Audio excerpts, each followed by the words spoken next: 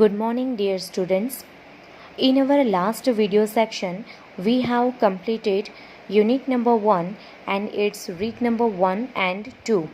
Today we are going to learn a new chapter, that is unit number 2, AutoFab Technology. First of all, I want to give some idea about AutoFab technology. So, AutoFab technology is a different kind of technology in which we can produce a product by ourselves, by our creativity and by our efforts. So there is no any issue about liability and any other risk and about the patent rights and about the exchange of products because જે product આપણને ગમતી હોય, જે products આપણા પ્રમાણે બનેલી હોય એની અંદર આપણે એક્સચેન્જ કરવાનું જરૂરી સમજતા નથી. And that's why AutoFab technology is a very useful technology for the uncommon needs of customers.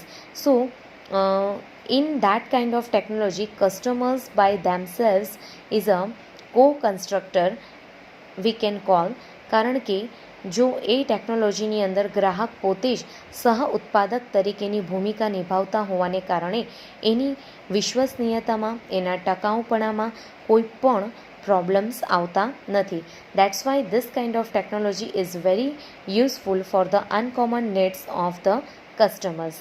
Okay, so let's start with the explanation of the first paragraph of read number 1, AutoFab technology. Here I have underlined some words because of your better understanding. That's why I have cleared the Gujarati meaning of these words too.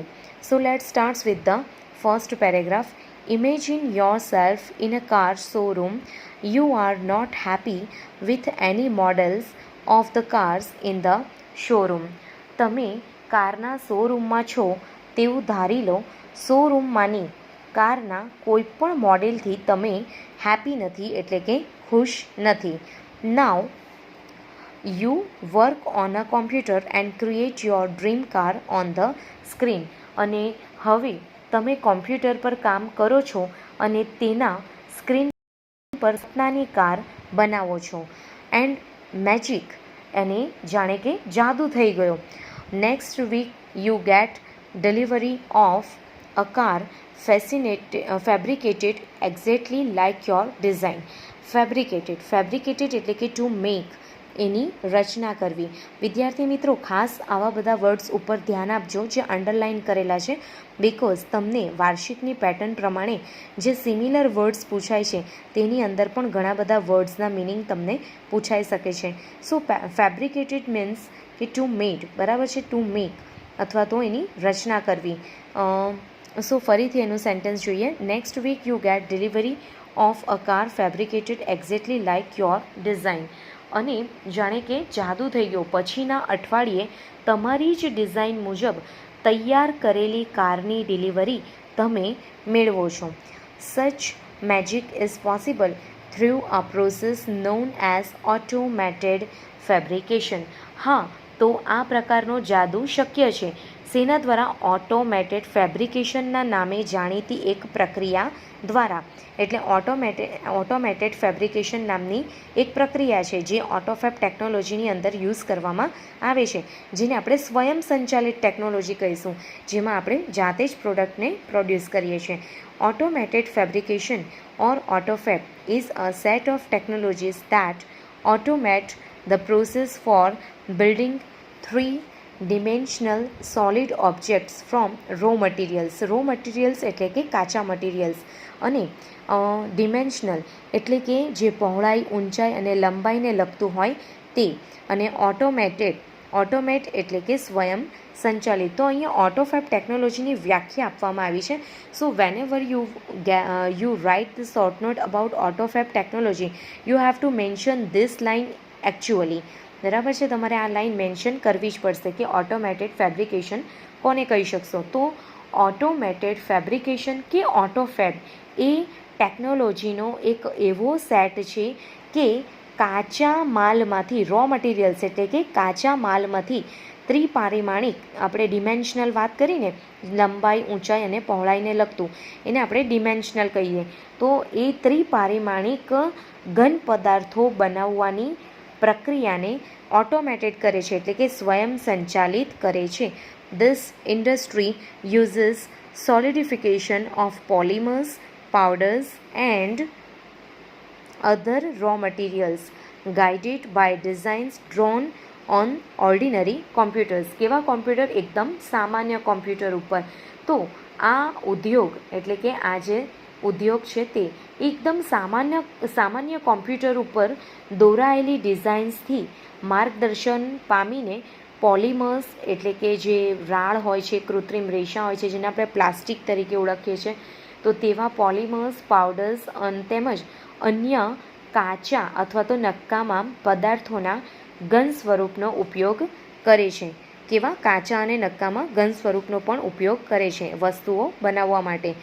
Now it will be possible for human beings to acquire powers to manipulate the properties of matter. Okay, અહીંયા શું લખ્યું છે? Manipulate એટલે કે કુશળતાપૂર્વક એની ગોઠવણી કરવી. Okay, અને properties of matter, બરાબર છે, એટલે કે જે વસ્તુઓના ગુણધર્મ હોય છે તે. અને પાવર્સ એટલે કે વન કાઇન્ડ ઓફ સ્ટ્રેન્થ, જેને આપણે કૌવત કહીએ છીએ, તાકાત કહીએ છીએ તે.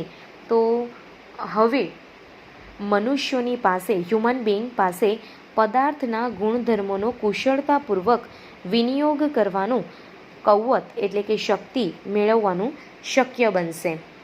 નાવ next one, AutoFab is now creating opportunities for manufacturers to satisfy the unique needs of customers. Unique એટલે કે અનકોમન, જેને આપણે અદ્વિતીય કહીએ છીએ, જેના જેવું બીજું કોઈ હોતું નથી તેવું. અને મેન્યુફેક્ચરર્સ એટલે કે બનાવનાર. તો ઓટોફેબ ટેકનોલોજી હવે ગ્રાહકોની અસામાન્ય જરૂરિયાતોને સંતોષવા ઉત્પાદકો માટે તકો ઊભી કરી રહ્યું છે. Okay, inviting the customer into the design, development and production process will lead to unexpected new products. Unexpected એટલે ક્યારેય પણ વિચાર્યું ન હોય તેવું. તો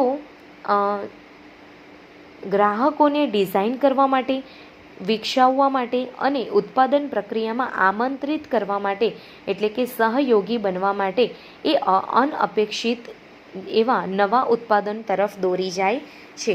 અનઅપેક્ષિત એટલે ક્યારે પણ ન વિચાર્યું હોય એવી નવી પ્રોડક્ટ જાણે કે બની જાય છે, એના તરફ દોરી જાય છે. કઈ બાબતો?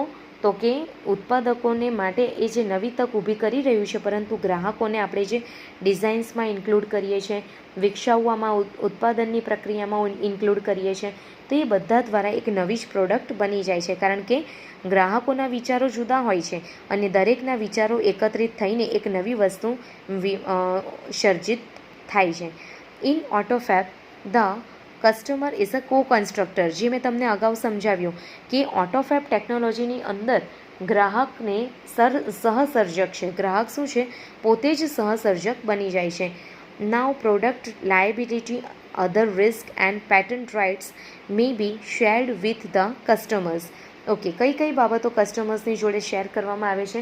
તો કે હવે ઉત્પાદનની જવાબદારી, અન્ય રિસ્ક, જેની અંદર કંઈક નુકસાન થતા હોય એવા રિસ્ક અને ઇજારાના હકોની પણ ગ્રાહકની સાથે સહભાગીદારીતા કરાશે. નાવ next one, automated fabrication will have uh dramatic impact on society. Dramatic impact એટલે ઇન્ફ્લુઅન્સ, જેને આપણે અસર કહીએ છીએ, પ્રભાવ કહીએ છીએ, અને સોસાયટી એટલે કે સમાજ ઉપર. તો ઓટોમેટેડ ફેબ્રિકેશન સમાજ પર જોરદાર પ્રભાવ પાડી શકશે, જોરદાર અસર પાડી શકશે. Better product quality. હવે જો આ ઓટોમેટેડ ટેકનોલોજી દ્વારા બનેલી જે વસ્તુ હોય તેની અંદર કયા ફાયદાઓ છુપાયેલા છે? તો સૌથી પહેલો બેનિફિટ છે બેટર પ્રોડક્ટ ક્વોલિટી, એટલે કે ઉત્પાદિત વસ્તુની ચડિયાતી ગુણવત્તા. આપણે એની ગુણવત્તાની ઉપર ક્યારે પણ ડાઉટ ન કરી શકીએ, કારણ કે એ જાતે જ બનેલી હોય છે. The automated method of inspection and assembly will improve the quality and durability of products. Durability એટલે કે એનું ટકાઉપણું. ઇન્સ્પેક્શન એટલે કે નિરીક્ષણ કરવું. અને એસેમ્બલી એટલે કે યંત્રોના ભાગોનું જોડાણ. જે અલગ અલગ ભાગોને જોડીને એક નવો ભાગ તૈયાર થાય છે તેને આપણે એસેમ્બલી કહીએ છીએ. આપણે વારંવાર કોમ્પ્યુટરની લેંગ્વેજમાં યુઝ કરીએ છીએ કે એક એવું કોમ્પ્યુટર બનાવ્યું છે કે જે એસેમ્બલ પીસ છે, જેની અંદર સીપીયુ કોઈ અલગ હશે, એની અંદર મોનિટર કંઈ અલગ હશે. તો લાઇક દેટ એસેમ્બલી. અને ઇમ્પ્રૂવ એટલે કે સુધારવું. તો ઝીણવટ ભરેલી જે તપાસ હશે, નિરીક્ષણ હશે એ, અને યંત્રના ભાગોને સુવ્યવસ્થિત સંયોજનથી સ્વયં સંચાલિત પદ્ધતિઓ ઉત્પાદિત વસ્તુઓની ગુણવત્તામાં અને એનું ટકાઉપણું, એની ડ્યુરેબિલિટીને સુધારશે. One effect is that cars, television, refrigerators etcetera. અને એની અસર કઈ છે? તો કે એક અસર એ થશે કે અગાઉના જે મોડેલ્સ હતા, જેમ કે અગાઉના મોડેલ્સ કરતાં હવેના કાર, ટેલિવિઝન, રેફ્રિજરેટર વગેરે લાંબો સમય સુધી ચાલશે, કારણ કે એમાં દરેક વસ્તુનું ધ્યાન રાખવામાં આવ્યું હશે અને એ જ પ્રમાણે બનાવવામાં આવેલી હશે. Will last much longer than earlier models. Earlier એટલે કે પહેલાંના. તો પહેલાંના બધા મોડેલ્સ કરતાં એ લાંબો સમય ચાલશે. There will be decline in need four replacement. Replacement એટલે કે એક્સચેન્જ કરવું તે.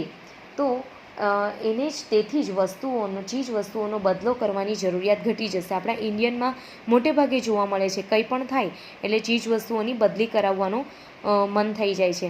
તો ત્યારે આવી પ્રોડક્ટ જો જાતે બનાવેલી હશે તો ચીજ વસ્તુઓની બદલી કરવાની થતી નથી. મોર રિસાયકલિંગ. રિસાયકલિંગ એટલે કે કોઈક વસ્તુઓ હોય એનો આપણે રીયુઝ કરવો હોય તેને રિસાયકલિંગ કહી શકીએ છીએ. તો વપરાયેલી કે ફેંકી દેવાયેલી ચીજવસ્તુઓમાંથી એક નવી ચીજવસ્તુઓ બનાવવાનું પ્રક્રિયા, જેને આપણે રિસાયકલિંગ કહીએ છીએ. Instead of buying the latest model of a car or throwing away an old toaster, the customers will return their older models and get back a new models fabricated from that old stuff. Old stuff એટલે કે જૂનો માલ સામાન, જેને આપણે ભંગાર જેવું કહીએ છીએ તે. તો અદ્યતન મોડેલની કાર ખરીદવી કે જૂનું ટોસ્ટર ફેંકી દેવું એવું બધું કરવાને બદલે ગ્રાહકો તેમના જૂના મોડેલ્સને પરત આપશે અને તેમના જ જૂના માલ સામાનમાંથી તૈયાર કરાયેલા નવા મોડેલ્સને મેળવશે. નાવ next one, there will be recycling of materials in new ways. This will be a great compensation to environment. Compensation એટલે કે વળતર, બરાબર છે, જેને આપણે બદલો કહીએ છીએ, રિવોર્ડ કહીએ છીએ તે. તો શું કહેવામાં આવ્યું છે? બહુ જ સરસ લાઈન છે કે તેથી જ ચીજ વસ્તુઓનો બદલો કરવાની જરૂરિયાત તો ઘટવાની છે, પરંતુ જે જૂના મોડેલમાંથી નવા મોડેલ બને છે એ પણ પેલા જૂના માલ સામાનમાંથી જ બને છે.